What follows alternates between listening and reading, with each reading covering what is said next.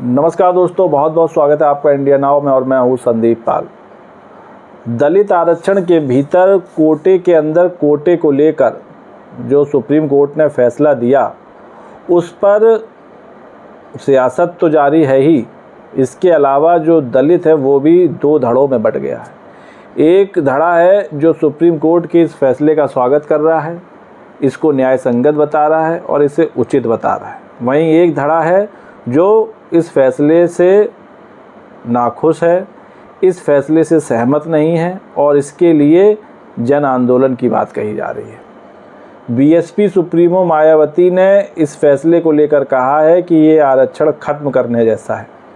मायावती ने आरोप लगाया कि जो बीजेपी है या कहे केंद्र सरकार है वो जो काम खुद नहीं कर पा रही है वो कोर्ट के जरिए करा रही है, और जो क्रीमी लेयर की बात कही जा रही है, जिसका हवाला दिया जा रहा है कि जो क्रीमी लेयर है उनको आरक्षण नहीं मिलना चाहिए, उस पर मायावती ने कहा कि सिर्फ 10% ऐसे लोग हैं जो इस लेयर में आते होंगे और 90% आबादी अभी भी ऐसी है जो शोषित है, वंचित है, दबी हुई है, जिसको आरक्षण की सख्त ज़रूरत है। इसलिए उन्होंने केंद्र सरकार से ये गुहार भी लगाई कि संविधान संशोधन करके इसको 9वीं सूची में शामिल कराया जा सके ताकि इससे किसी तरह की छेड़छाड़ ना हो। और उन्होंने दलित समाज से भी एकजुट होने की अपील की और इसी के मद्देनज़र 21 अगस्त को SC/ST के वर्ग भारत बंद का आह्वान करने वाले हैं। ये खबर निकलकर सामने आ रही है। एक तरफ मायावती जहां इस फैसले से बिल्कुल भी सहमत नहीं है और इस पर बीजेपी और कांग्रेस को भी घेर रही हैं। उनका कहना है कि ये आरक्षण खत्म करने की एक साजिश है। उन्होंने कहा था कि सामाजिक उत्पीड़न की तुलना में राजनीतिक उत्पीड़न कुछ भी नहीं है।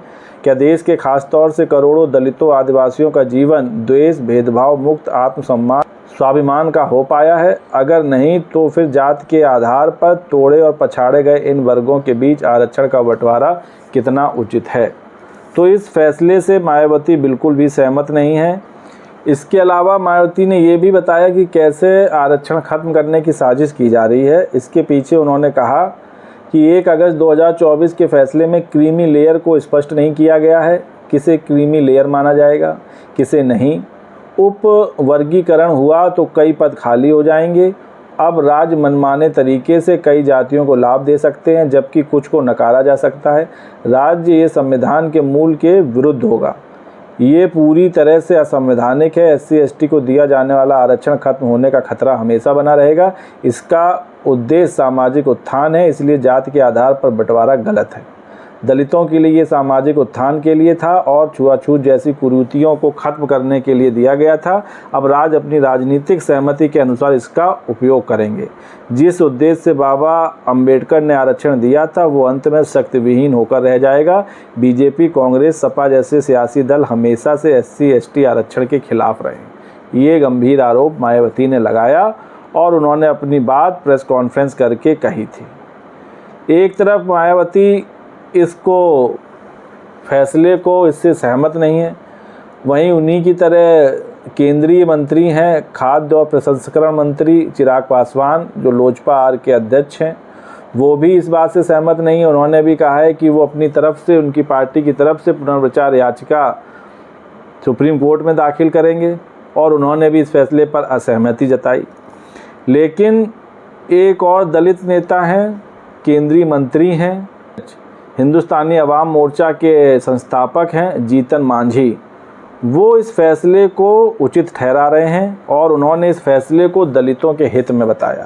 उन्होंने तो यहाँ तक कह दिया कि ये फैसला 10 साल पहले आ जाना चाहिए।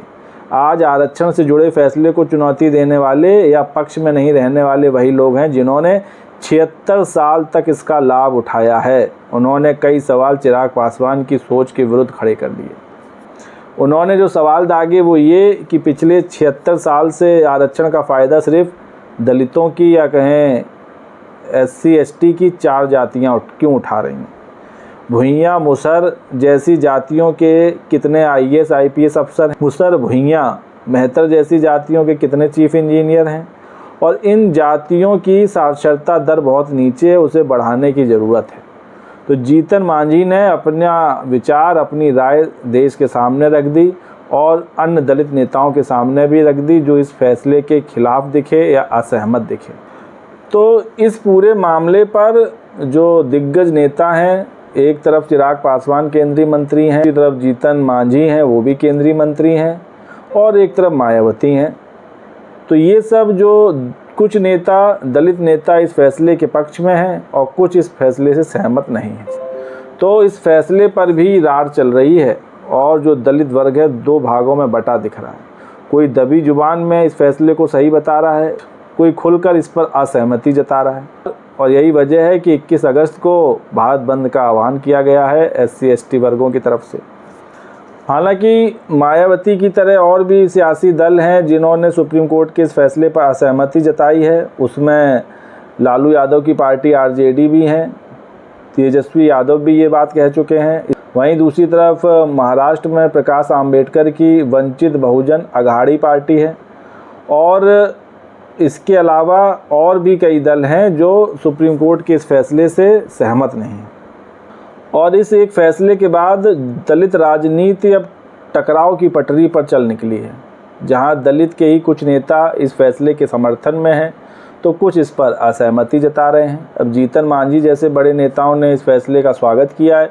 उन्होंने कहा है कि आरक्षण का लाभ अभी तक SC/ST में सिर्फ 4 जातियां ले रही थीं 76 सालों से, अन्य जातियों को इसका लाभ ही नहीं मिल पा रहा था। वहीं चिराग पासवान, मायावती इस फैसले पर असहमत हैं।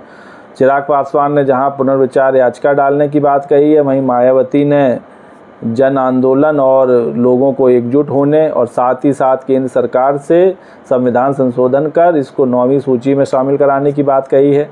वहीं RJD का भी रुख इस पर साफ है, वो भी इस फैसले से असहमत है। वहीं JDU के नेता अभी तक इस पर ज़्यादा कुछ नहीं बोले हैं। हालांकि JDU के भी जो दलित नेता हैं वो सुप्रीम कोर्ट के फैसले पर सहमति जताते दिख रहे हैं, हालांकि खुलकर नहीं बोल रहे हैं। दरअसल एक बार फिर से 20% की राजनीति को साधने का दौर शुरू हो गया है दलित नेताओं के बीच, और यही वजह है कि अब एक दूसरे को दलित का हितैषी बताने की होड़ सी मच गई है। एक तरफ चिराग पासवान हैं, मायावती हैं, वहीं जीतन मांझी भी हैं, वो भी बड़े नेता हैं। वहीं RJD भी इस लड़ाई में कूदी हुई है। वहीं जीतन राम मांझी की तरह एक और पार्टी है तेलुगु देशम पार्टी, इसने भी अदालत के फैसले का स्वागत किया है और समर्थन किया है। उन्होंने भी कहा है कि आरक्षण का लाभ SC/ST की सभी जातियों को मिलना चाहिए, ना कि सिर्फ कुछ चुनिंदा जातियों को।